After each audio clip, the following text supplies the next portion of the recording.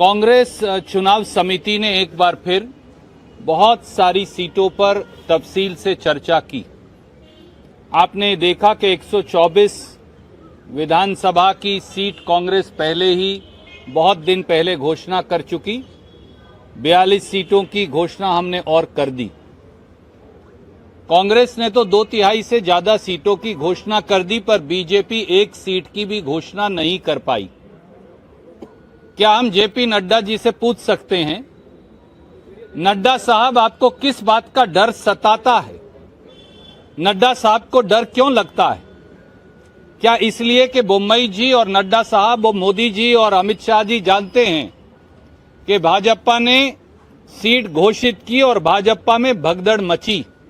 भगदड़ के डर से वो सीट अनाउंस करने से डर रहे हैं। नड्डा साहब डरिए मत, क्योंकि 40% कमीशन के भ्रष्टाचार का सच तो 6.5 करोड़ से अधिक कर्नाटका के हमारे भाई बहन जान चुके हैं। और कब तक आप खैर मनाएंगे? मुख्यमंत्री कहते हैं मैं अपनी सीट से नहीं लड़ूंगा, मुझे दूसरी सीट दे दीजिए। अधिकतर मंत्री कहते हैं मैं अपनी सीट से नहीं लड़ूंगा, मुझे दूसरी सीट दे दीजिए। भैया, अगर आपके पास लड़ने वाले उम्मीदवार बचे ही नहीं हैं तो कुछ फिल्म स्टार भर्ती करो, उनको टिकट दो, कुछ फिल्म एक्ट्रेसेस भर्ती करो, शायद आपकी बात बन जाए। शायद इसी वजह से आप सीट अनाउंस नहीं कर रहे। और दूसरा महत्वपूर्ण मुद्दा जो आप दोनों ने उठाया, फेडरलिज्म, संघीय ढांचा जो इस देश में है, उस पर कोई आक्रमण नहीं कर सकता। भारतीय जनता पार्टी की महाराष्ट्र की नाजायज सरकार ने, क्योंकि वो वोट से चुनी हुई सरकार नहीं, वो भगोड़ों को इकट्ठा करके बनाई हुई शिंदे सरकार है, तो भाजपा की भगोड़ी महाराष्ट्र सरकार ने अपनी एक स्कीम कर्नाटक के 500 और 600 गांव के अंदर लागू कर दी और 94 करोड़ रुपया आवंटित भी कर दिए। हम ये सवाल पूछते हैं मोदी जी और अमित शाह जी से, क्या आप इस देश में सिविल वॉर करवाना चाहते हैं? कल को हरियाणा पंजाब में स्कीम लागू कर देगा, पंजाब और हरियाणा दिल्ली के अंदर अपनी स्कीम लागू कर देंगे, पंजाब हरियाणा और दिल्ली उत्तर प्रदेश में लागू कर देंगे, उत्तर प्रदेश बिहार में लागू कर देगा, बिहार आगे उड़ीसा में लागू कर देगा। आप इस देश में सिविल वॉर करवाना चाहते हैं? आप प्रांतों का टकराव करवाना चाहते हैं?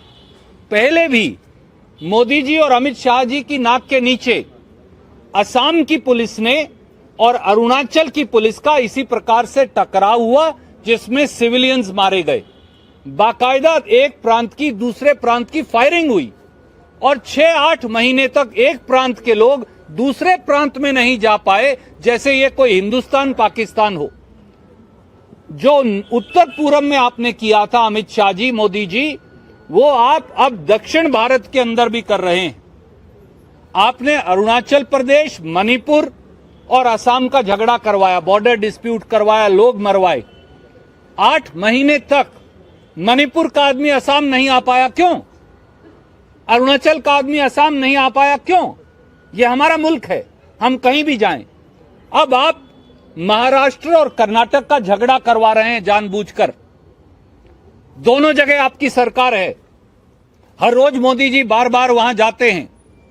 बसवराज बोम्मई के अंदर तो इतनी हिम्मत नहीं बची, वो इतने कमजोर मुख्यमंत्री हैं कि वो ना कर्नाटक के हितों की रक्षा कर सकते, ना हमारे कन्नड़ा भाई बहनों के हितों की रक्षा कर सकते।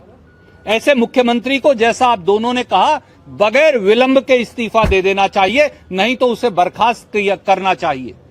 और दूसरी तरफ मिस्टर शिंदे जो महाराष्ट्र के मुख्यमंत्री हैं, वो हिंदुस्तान के संघीय ढांचे का और संविधान की धज्जियां उड़ा रहे हैं।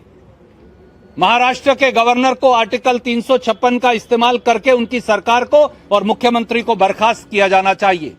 उधर महाराष्ट्र के मुख्यमंत्री बर्खास्त हों, इधर कर्नाटक के मुख्यमंत्री बर्खास्त हों, क्योंकि भाजपा के पास अब कोई मुद्दा नहीं बचा।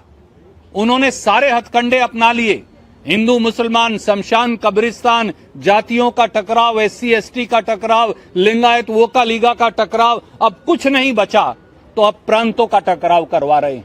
केवल और केवल तोड़ने की ये नीति है। जब उनके पास सब खत्म हो गया तो अब वो चाहते हैं कि महाराष्ट्र और कर्नाटक का टकराव हो, लोग आपस में मरें, पुलिस एक दूसरे पर गोली चलाएं और ये रोटियां सेकें।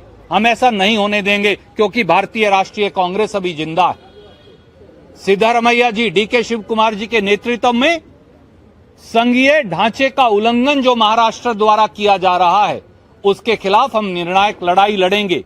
और हम मांग करते हैं, प्रधानमंत्री वापस ना आए कर्नाटक, अमित शाह जी वापस मत आइएगा कर्नाटक, या तो शिंदे को बर्खास्त करिए और इधर बोम्मई जी का इस्तीफा लीजिए, और नहीं तो कर्नाटक मत आइएगा चुनाव का प्रचार करने, क्योंकि कर्नाटक के लोग आपको माफ नहीं करेंगे।